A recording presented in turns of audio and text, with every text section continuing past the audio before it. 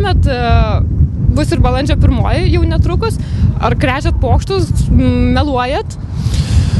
Nežinau, kartais šeimoje pabandau, galima pasijuokti. Kokia jum yra didžiausia melagystė ir įsimintiniausia kas nors iškrėtęs? Kad mano namą sudegė, draugas pamelavo. Tai šiaip piktas pokštas, ar nesupykot? Nu, nelabai. O pats kokį esat, gal prisimenat tokį išskirtinesnį? Nu, išskirtinesnį ne, bet vaikystėje krėčiau pokštus tėvui, kad išvarė iš mokyklos. Šiemet Velykos sutampa ir su balandžio 1. Ar meluojat, ar krečiat pokštus? Meluojam, krečiam pokštus, bet mano yra liūdna diena, nes mirė tėvelis, tai aš nelabai ir krečiu pokštų.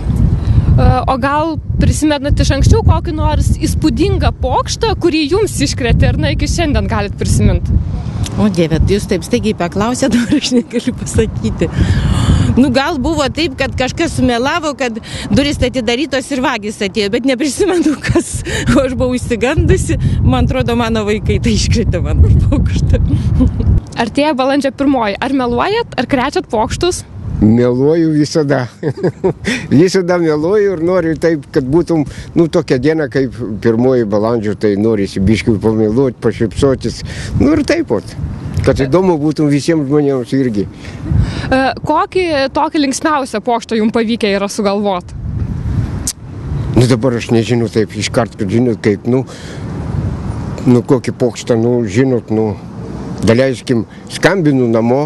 Ir sakau, aš išvažiuoju kur nors. Ir visas prasideda visokius niuansai namuose. Ir taip pat. Ar meluojat per balandžio dieną, ar krečiat pokštus?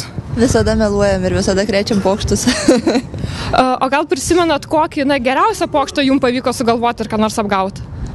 Kad tokių geriausių nelabai, nebent tokie lengvi. Tik tai apgavystės, ne taip, kad melavimai. O jums pačiai gal kokią, tokią išskirtinę melagystę kas nors yra pamelavęs? Kad irgi ne. Mama pajuokavo pernai, kad kaimynas iš Norvegijos grįžo, tai visi supuolėm prie lango žiūrėti, bet daugiau nieko. O šiemet gal jau prigalvojot, draugam, artimiesiam, kokių melagysčių? Ne, žinok, dar nesiruošiu. Ekspromtų? Taip, ryte atsikėlus. Ar krečiat pokštus, ar meluojat? Stengiamės. O gal jums kokį pokštą yra iškrėtę, kurį ilgai prisimenat iki šiol? Kaip aš tai esu iškrėtęs, kad apie gandrus, kad seserį skambinu, sakau, žiūrėk, gandras kieme. Pamelavau viskį. Ar krečiate pokštus, ar meluojate? Pokštaujam iš tikrųjų. Gal jau prigalvojot, kaip apgausit artimuosius? Dar kol kas bet tikiuosi pasiruošti iki tol. Puolė taip Velykos su balandžio 1, tai labai neišeis kažko tokio jau ir sukto.